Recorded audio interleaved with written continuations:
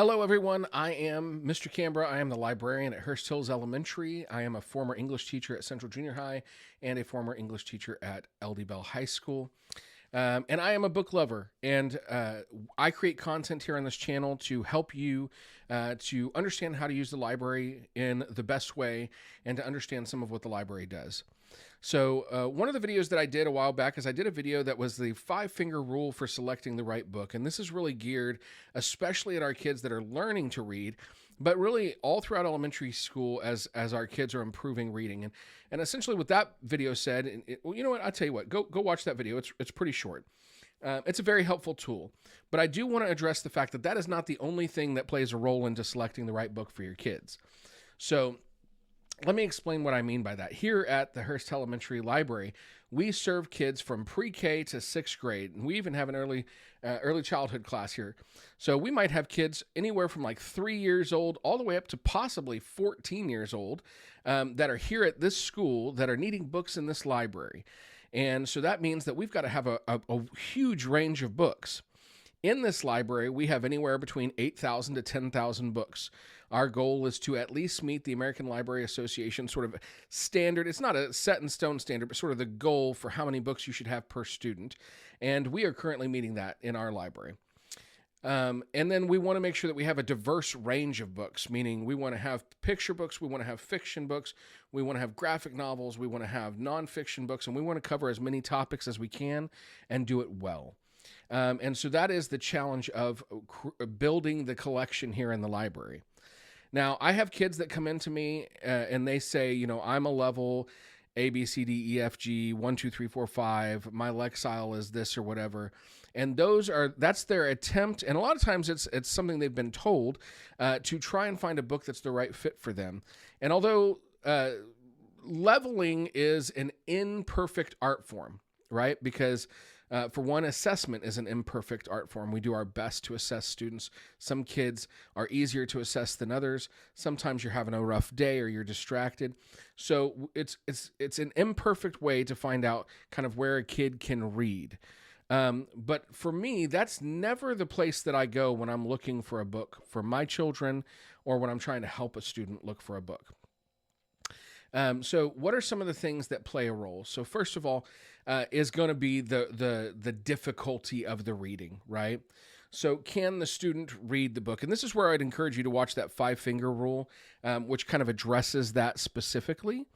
But it goes beyond that because difficulty is not just is the vocabulary difficult, but difficulty might be so not the vocabulary in the sense of like, do I understand the vocabulary, but like, do I understand the context of the vocabulary, right? Am I able to make sense of those sentences?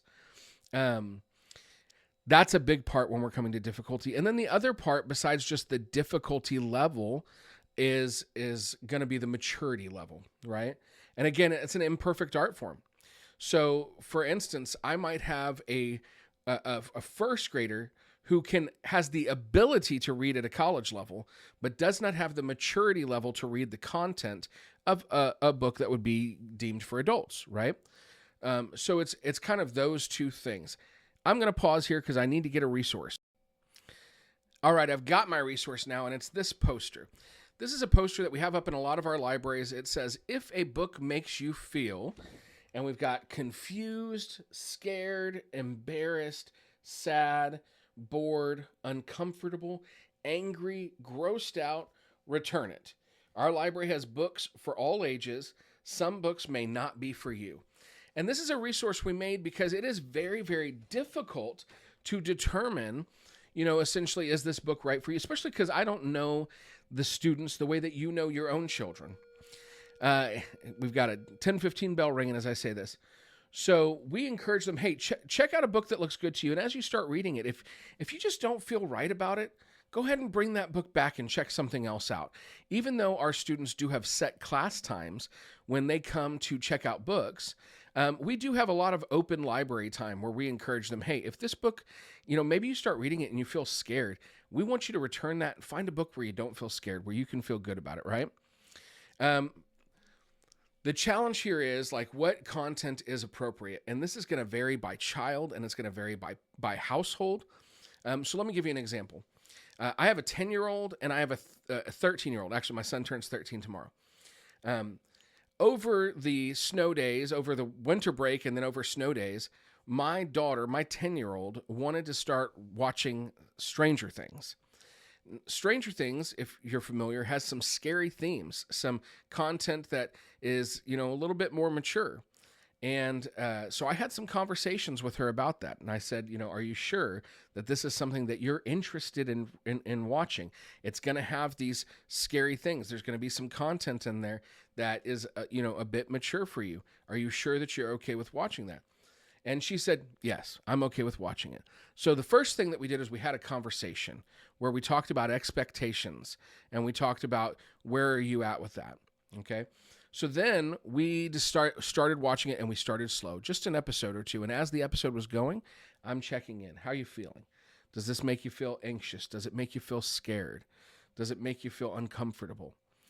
And she was like, no, this is fine. It doesn't bother me at all, right?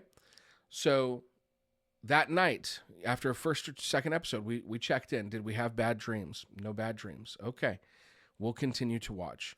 At this point, we've watched the entire series, right? And she's had no issues, no fear, is happy to watch it. And when there were issues that came up in the show where maybe she was uncomfortable or not knowledgeable, we discussed those things. She asked questions a lot as the show went on. My son, who is a very good reader, strong reader, mature, he just didn't have an interest in watching it. And I think partially because he knew it might be a little bit scary to him at points. And partially too because it's just not his interest. He would rather watch a basketball game or play NBA 2K on the PlayStation. And that's fine. He knows himself. We're having these conversations, right? So that's a lot of what this is. Picking the right book is about conversations. It's about communication. And it's about kind of checking to see where they're at. Now, G.K. Chesterton, who is a well-known author, wrote a very famous Father Brown series of mystery books. He was also a pastor, a priest. He talks about how we need to read books with dragons, not because kids already know that dragons exist, right? Not in the sense that like literal dragons exist, but they need to know that dragons can be beaten, right? So it's sort of this encouragement, and a lot of authors, including C.S. Lewis and Tolkien, they've referenced this kind of quote, that we sometimes watch things that maybe feel a little uncomfortable, but because we need to know that when we face these dark and scary things, they can be conquered, right? And so that's an important part. So when you're selecting a book, number one, can your child read it? Difficulty-wise, can they read it? And I want to say it's okay for your child to challenge themselves with a book that may be a little bit beyond their ability, but when they get to that frustration level where they don't understand it or they're really not reading it, they're just skipping through, then we might want to bring them back to something that they can read. What about a book that's too easy? Is that okay to read? Yes, absolutely. A book that's too easy increases fluency. The more they read it, the faster they get at reading it, the better they're comprehending it. I talk to students all the time about the benefit of rereading books, right? So for instance, like obviously I'm in my 40s. Harry Potter is a book series that is below my reading level. But when I read Harry Potter and I read it the second time or the third time or whatever, I notice things that I didn't notice the first or second time. So there's a benefit to rereading and being able to see it with eyes that have already experienced the story. I'm going to do a separate video about the benefits of graphic novels and illustrated books because I know that that's something that makes parents feel a little bit frustrated. They feel like their kids aren't reading difficult things. And I'm going to talk about that in another video, but I will address that. So number one is difficulty, and number two is going to be maturity. And there is no easy rule for what's appropriate because it's going to vary. Like I said, it varies even between my two children as to who's comfortable reading what, watching what, and so on and so forth. And I still have some hard boundaries where like, this is absolutely not appropriate for you at this level and you will not be watching that. But those boundaries are what my wife and I have discussed and where we feel like our kids are at developmentally. Hello, everyone. I am Mr. Canberra. I am the librarian at Hurst Hills Elementary. I am a former English teacher at Central Junior High and a former English teacher at LD Bell High School. And I am a book lover, and I create content here on this channel to help you to understand how to use the library. And so I hope that this has helped you in some way to think about how to select the right book. It's not just about ability, it's also about maturity and comprehension. And the most important thing in all of that is communication between you and your child and you being involved in what they're reading. Does that mean that you have to read every book that they read? No. But if you're questioning it, I would encourage you to read with them.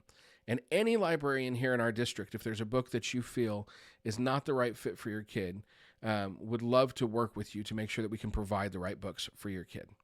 Okay. Thank you.